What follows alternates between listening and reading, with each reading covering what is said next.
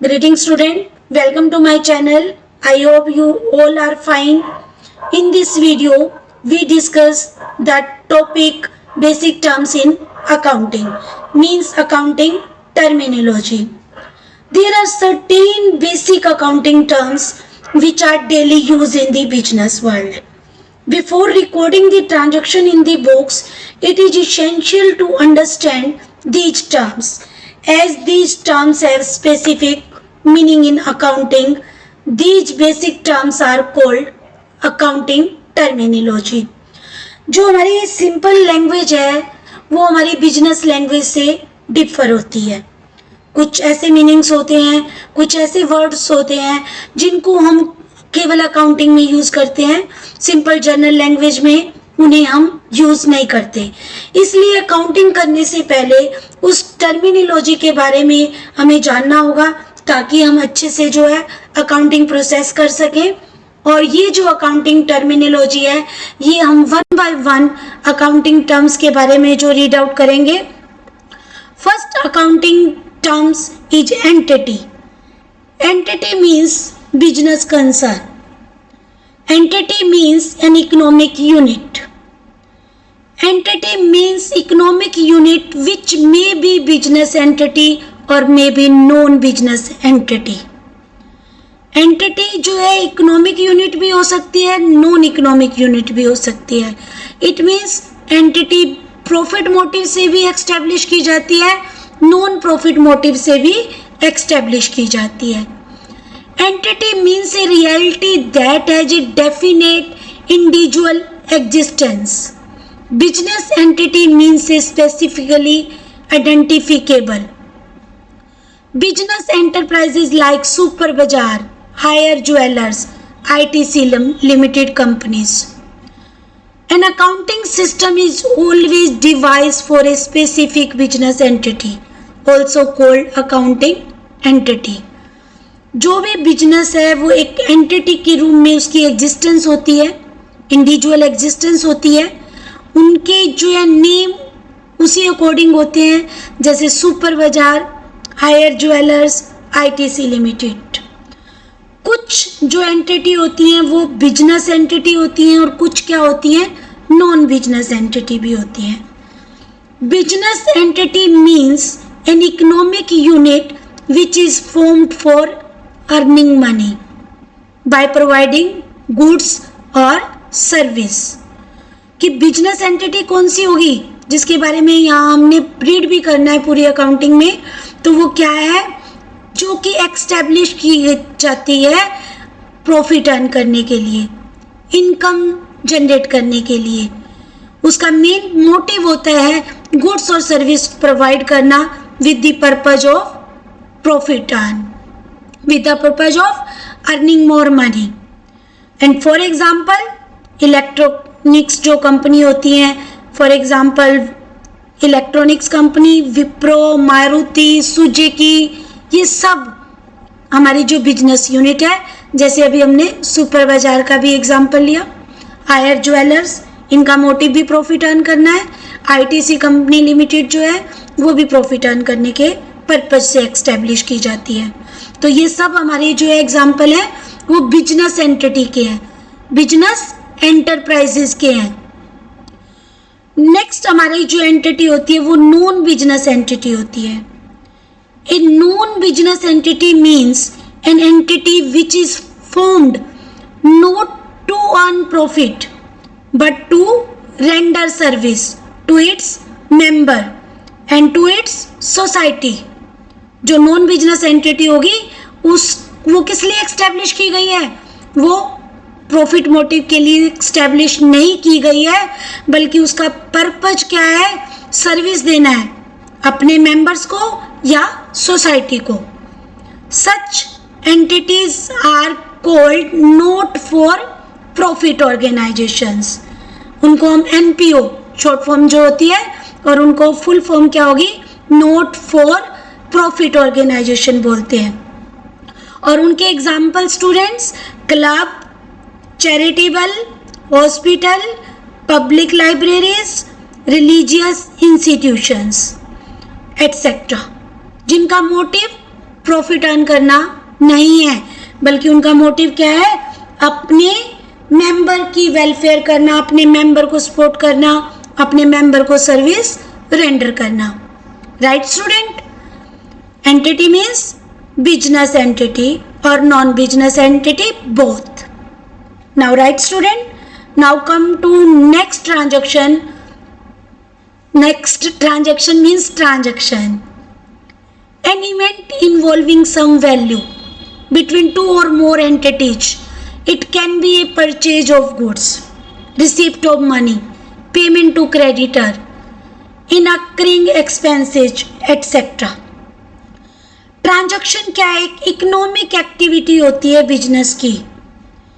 जब भी कोई ट्रांजैक्शन बिजनेस में होगा, that change the financial positions, means sometime it affect the assets, sometime it affect the liability as well as capital of the business. It means transaction, a business transaction is an economic activity of the business that change the financial positions. Whenever any business transaction take place, it result change in the value of assets, may be liability और may be capital. जो transaction होता है वो क्या है, हमारी एक economic activity होती है बिजनेस के अंदर. और ये जो ट्रांजैक्शन है ये टू और मोर एंटिटीज के बीच में भी हो सकते हैं, सेम एंटिटीज के बीच में भी हो सकते हैं. मीन्स इंटरनल भी ट्रांजैक्शन हो सकते हैं और एक्सटर्नल भी हो सकते हैं. ट्रांजैक्शन में be classified into two parts, two type, external and जो है इंटरनल. एक्सटर्नल ट्रांजैक्शन जो होगा वो बिटवीन होगा टू और मोर एंटिटीज, और इंटरनल वो विद इन एंटिटीज. और ट्रांजैक्शन कौन से हो सकते हैं बिजनेस में? गुड्स की परचेजिंग करना, रिसिप्ट करना मनी की, पेमेंट करना क्रेडिटर को, और या एक्सपेंसेज करना. कोई भी ट्रांजैक्शन जब होगा बिजनेस में, वो कैश ट्रांजैक्शन भी हो सकता है और क्रेडिट ट्रांजैक्शन भी हो सकता है. और क्रेडिट ट्रांजैक्शन हो चाहे कैश ट्रांजैक्शन हो, वो फाइनेंशियल पोजीशन को चेंज करता ही है. समटाइम वो एसेट्स को इफेक्ट करेगा, समटाइम वो लाइबिलिटी और कैपिटल को इफेक्ट करेगा. Right student? अब कुछ फीचर्स जो हमें यहाँ से गेन हुई कि ट्रांजैक्शन क्या होंगे, इकोनॉमिक एक्टिविटी है. A business transaction is a economic activity of the business. Second, every transaction affect the financial position of the business. Right student? And third point, transaction may be classified into two types, internal or external. And fourth point, the change must be capable of being expressed in terms of money. जो भी transaction होगा वो money में express होना चाहिए. तो ये जो हमारी थी ट्रांजैक्शन की फीचर थी. Right student? आई होप कि आप सभी को ये बहुत अच्छे से क्लियर होंगे. Next transaction, assets. This is very important economic जो है टर्म. एसेट जो हमारी मोस्ट इंपॉर्टेंट जो है टर्मिनोलॉजी है. एसेट्स मीन्स जी प्रॉपर्टी ऑफ द बिजनेस.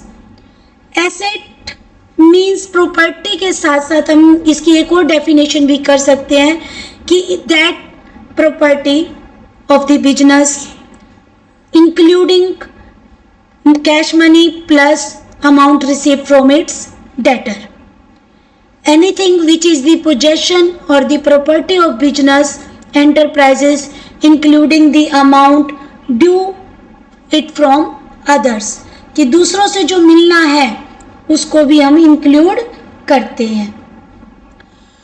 इस तरह से एसेट्स की जो डेफिनेशन हम ये भी मेंटेन कर सकते हैं, assets are economic resources of an enterprises that can be usually expressed in monetary terms. ये एक इकोनॉमिक रिसोर्स होते हैं एंटरप्राइजेस के, मनी फॉर्म में होंगे और बिजनेस में यूज किए जाते हैं. For example super Bazaar owns a fleet of truck. Super Bazaar के पास काफ़ी जो ट्रक्स हैं और उन ट्रक्स वो वुड फूड स्टफ्स, खाने के जो पेय पदार्थ हो, खाने का जो भी मटेरियल हो, लिक्विड और प्लस जो है मटेरियल, वो सभी डिलीवर करने के लिए वो ट्रक यूज़ किए जाते हैं। इकोनॉमिक बेनिफिट देते हैं वो एंटरप्राइजेस को। This item shown on the asset side of the balance sheet, और ये कहाँ पर शो करते हैं हम? बैलेंस शीट की एसेट साइड के अंदर। बैलेंस शीट की 2 साइड्स होती है स्टूडेंट। फर्स्ट हमारी जो एसेट साइड जो कि हमारी राइट साइड पर है, और लायबिलिटी साइड होगी हमारी लेफ्ट साइड पर। तो एसेट्स को जो है हम बैलेंस शीट में शो करते हैं। और एसेट्स 2 टाइप की होती हैं, करंट और नॉन करंट। इन पार्ट्स को अच्छे से जो अंडरस्टैंड करने से पहले एक डेफिनेशन और हम एसेट्स की जो डिस्कस करेंगे। Assets are valuable resources owned by a businessman which is acquired at a money cost, measurable money cost। और इस डेफिनेशन के बेस पर जो है इसकी 3 फीचर्स बनेंगी। First feature, the resource must B valuable. Assets कैसी होनी चाहिए? वैल्यूएबल होती हैं। हमेशा जो एसेट्स क्या होंगी? वैल्यूएबल होंगी। The resource must be owned by the business, और बिजनेस की प्रॉपर्टी होनी चाहिए। नेक्स्ट, जो रिसोर्स है must be acquired at a measurable money cost. उसको हम परचेज करते हैं, उसके बदले में हम क्या है? मनी पे करते हैं। Yes right student. Assets are divided into 2 parts, non current assets और current assets. What is the meaning of non current assets और करंट एसेट्स? पहले हम इसको जो है अच्छे से डिस्कस करेंगे। Non current assets refer to those assets which are held for continued use in the business for the purpose of producing goods और service, not meant for sale. जो एसेट्स बिजनेस को रन करने के लिए purchase की जाती हैं, जिनका पर्पज क्या होगा? वो बिजनेस में ही रहेंगी और उनको हम गुड्स और सर्विस जो प्रोवाइड करने के लिए यूज करेंगे। वो सेल करने के पर्पज से उन्हें परचेज नहीं किया जाता। Example of non current assets, long term investment. Non current investment जो कि हम परचेज करते हैं। फर्स्ट, फिक्स एसेट्स जो कि फिक्स्ड हमारी बिजनेस में रहेगी more than 1 year. Non current investment, deferred tax assets, long term loan और advances, other non current assets. इनके अलावा भी हम इजीली इनको कर सकते हैं कि इनके अलावा जो एग्जाम्पल है हमारे फिक्स एसेट्स जैसे land and building, plant and machinery, business में computer, motor vehicles, furniture etcetera.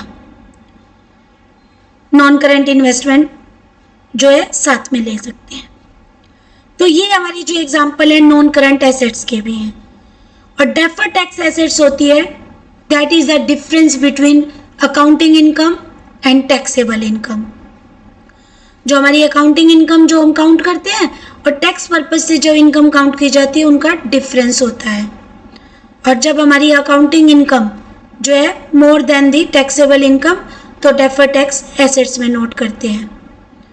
Long term loan और advances, other non current assets. Long term loan और एडवांसेस जो कि 1 ईयर से ज़्यादा कंपनी ने बाहर जो है लोन दिए हुए हैं, 1 ईयर से मोर देन उनका टाइम पीरियड है जो हमें रिकवर होंगे, वो हमें रिकवर जो होंगे आफ्टर 1 ईयर रिकवर होंगे। और इसके अलावा भी कुछ जो है और भी नॉन करंट एसेट्स जो बिजनेस को रन करने के लिए परचेज की गई हैं, कंटिन्यूड रन करने के लिए, नॉट मींट फॉर सेल, उनको हमें सेल नहीं करना होता। दीज एसेट्स जो फिक्स एसेट्स से हमने रीड किए हैं, these are of 2 types. tangible and intangible. Tangible assets are those assets which can be seen, which can be touched. अगर इनको दूसरी लैंग्वेज में बोले तो हम बोल सकते हैं इसको कि विच है फिजिकल एग्जिस्टेंस, जिनको हम देख सकते हैं, छू सकते हैं, जो हमें दिखाई देती हैं कि ये एसेट्स यहाँ पर रखी हुई है. उनके एग्जाम्पल होंगे प्लांट एंड मशीनरी बिजनेस की, land and building, computer, motor vehicles, furniture, stock, cash, etcetera. These are tangible. Cash जो 1 ईयर से जो ज़्यादा आप बिजनेस में जो पर्पज से रखते हो. Right student. Next, intangible assets. Intangible assets are those assets which do not have physical existence, that cannot be seen, जिसको आप देख नहीं सकते, बट वो हमारे बिजनेस के लिए बहुत वैल्यूएबल एसेट्स हैं और उन्हें हम बैलेंस शीट की एसेट साइड में नोट करते हैं. Example goodwill, patent, trademark, copyright and computer software. very important example. Prepaid expenses. Prepaid expenses जो है वो भी हमारे इसी में आते हैं. इस टाइप से इंटेंजिबल जो आपको दिखाई नहीं देते, जिनकी कोई फिजिकल एग्जिस्टेंस नहीं है, वो हमारे इंटेंजिबल होंगे. तो एसेट्स हमारे फर्स्ट नॉन करंट एसेट्स हमने रीड किए, जो कि फिक्स एसेट्स का पार्ट है. उसके बाद हम करेंगे current assets. Current assets are those assets which are meant for sale, जो सेल करने के पर्पज से हम परचेज करते हैं. One another definitions, current assets are those assets which can be converted into cash within 1 year, जो 1 साल में इजिली कैश में कन्वर्ट हो जाती हैं. एग्जाम्पल जो कि cash in hand, cash at bank, debtor, bill receivable, etcetera. इसके बाद जो नेक्स्ट हम करेंगे, इनका एक और पार्ट होता है बेटा, जिसको हम बोलते हैं फिक्स टीसीएस या नॉमिनल एसेट्स. फिक्स टीसीएस और नॉमिनल एसेट्स जो होती हैं हमारी, वो एसेट्स ऐसी एसेट्स होती हैं जिनसे हमें कुछ भी रियलाइज नहीं होता. These are the assets which cannot be realized in cash. Another, we can say no further benefit we can arrive from these assets. हम इन एसेट्स से कुछ भी बेनिफिट रियलाइज नहीं करते, बट फिर भी हम इनको बैलेंस शीट में नोट डाउन करते हैं. और इसके 2 एग्जाम्पल्स हैं. Debit balance of P&L account. Debit balance of P&L account means loss, और उसे हम तब तक बिजनेस की बुक्स में नोट करते हैं जब तक भी वो कवर नहीं हो जाता. Second, advertisement suspense account. ये जो एक्सपेंसेस होते हैं जब तक कवर नहीं होते, हम इन्हें एसेट साइड में नोट डाउन करते हैं. Yes right student. Current assets, non current assets are the part of assets. Current assets के पार्ट जो हमने किए थे, fix assets, non current investment, deferred tax assets, long term loan and advances, other non current assets. और उसके बाद जो हमने करंट के पार्ट किए थे, करंट एसेट्स के, current investment. Current assets means only up to 1 year और non current means more than 1 year. Current investment, inventories, trade receivable, cash and cash equivalents, जिसमें हम कैश का बैलेंस भी काउंट करते हैं और हम इसमें जो है बैंक का बैलेंस भी काउंट करते हैं, और साथ में कुछ ऐसे इंस्ट्रूमेंट जो कि हमारे इजीली कन्वर्ट हो जाते हैं कैश में विद इन 3 मंथ्स, उनको भी हम काउंट करते हैं. Short term loans and advances, जो 1 ईयर तक के लोन्स होते हैं. उसके बाद टेंजिबल इंटेंजिबल ये हमारी फिक्स एसेट्स के पार्ट है। कैपिटल वर्क इन प्रोग्रेस ये भी हमारी फिक्स एसेट्स का पार्ट है। कैपिटल वर्क इन प्रोग्रेस का मीनिंग होता है कि जो हमारी फिक्स एसेट्स हैं, टेंजिबल एसेट्स हैं, अगर वो अंडर डेवलपमेंट है, उनके ऊपर वर्क चल रहा है, जैसे कोई बिल्डिंग कंस्ट्रक्ट करवा रहे हैं, तो वो जो एक्सपेंसेस होंगे और वो हमारी जो बिल्डिंग वो फ्रेम हो रही है तो वो कैपिटल वर्क इन प्रोग्रेस में होगी। और जब इंटेंजिबल एसेट्स है हमारी, उसके ऊपर डेवलपमेंट का काम चल रहा है, तो वो हमारी जो होगी intangible assets under development. Right student, now you clear all these points and now we continue the next economic terms, that is liabilities. Student, do you know the meaning of liabilities? Yes, liability means that amount the firm owes to outsider. Liabilities are obligation or debts that an enterprise has to pay at some time in the future. Liability वो obligation है, वो debt है जो एक enterprises को पे करने पड़ते हैं, लेकिन पे कब करेंगे? वो फ्यूचर में करेंगे उन्हें। वो अभी पे नहीं कर रहे हैं, वो उन्हें फ्यूचर में पे करेंगे जो फर्म ने लाइबिलिटी क्रिएट की है, क्योंकि वो अभी पेमेंट नहीं कर रहे, वो हम बैलेंस शीट की जो लाइबिलिटी में नोट करेंगे। They represent creditors' claim on the firm assets. Both small and big business find it necessary to borrow money at one time or the other. They have to purchase goods on credit. Sometime businessman को borrow करनी पड़ती है money, और sometime क्या करती है? goods purchase करती है firm on credit पर। सुपर बाजार for example purchase goods for ₹10,000 on credit for a month from fast food products on March 25th, 2005. If the balance sheet of Super Bazaar is prepared as at 31st March 2005, fast food products will be shown as creditors.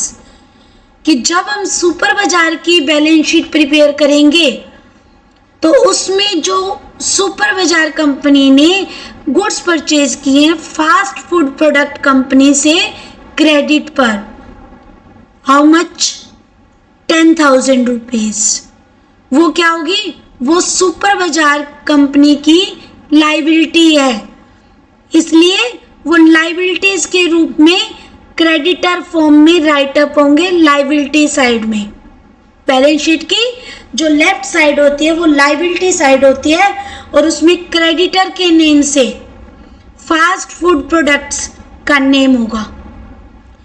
If super Bazaar take a loan for a period for 3 years from Delhi state cooperative bank, इसको भी liability side में जो show किया जाएगा super बाजार की जब balance sheet बनाई जाएगी, लेकिन क्लासिफिकेशन हो जाएगा नॉन करंट लाइबिलिटी में, क्योंकि जो लोन लिया गया है वो 1 year से अबोव है। तो इसी तरह जैसे हमने करंट एसेट्स और नॉन करंट एसेट्स जो कि एसेट्स के पार्ट किए थे, तो उसी तरह लाइबिलिटीज के भी 2 parts होते हैं। लाइबिलिटीज के 2 part डिस्कस करने से पहले एक फॉर्मूले को भी डिस्कस करेंगे। स्टूडेंट, जब फर्म की बैलेंस शीट बनती है तो लाइबिलिटी और एसेट साइड दोनों हमेशा इक्वल होती हैं। इसके इक्वल होने का रीजन होता है कि फर्म जो है डबल एंट्री सिस्टम को फॉलो अप करती है। Every debit must credit and every credit must have debit. ये डबल एंट्री का रूल होता है कि जब भी कोई लेन देन होगा, जब भी कोई ट्रांजैक्शन होगा, तो उसका डेबिट है तो क्रेडिट भी होगा सेम अमाउंट से, और क्रेडिट है तो डेबिट अमाउंट भी होगा सेम। तो उस डबल एंट्री के सिस्टम को जो कि डेवलप किया गया था लुकास पैसिओली, उसके प्रिंसिपल्स पर जो है हमारी जो बैलेंस शीट बनती है तो हमारी बैलेंस शीट हमेशा इक्वल होती है। बैलेंस शीट की लाइबिलिटी साइड में जो है लाइबिलिटी होती है, जिसमें हमारी बिजनेस की लाइबिलिटी प्लस कैपिटल जो कि इंटरनल लाइबिलिटी है दोनों शो की जाती हैं।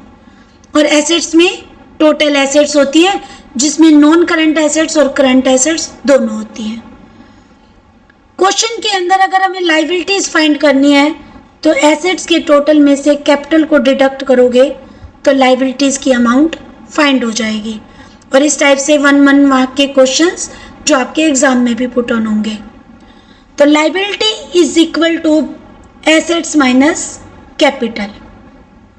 लाइबिलिटी भी सेम इंटरनल भी होती है और एक्सटर्नल भी होती है। और अगेन डिवीजन है लाइबिलिटी का नॉन करंट लाइबिलिटी और करंट लाइबिलिटी। Right student?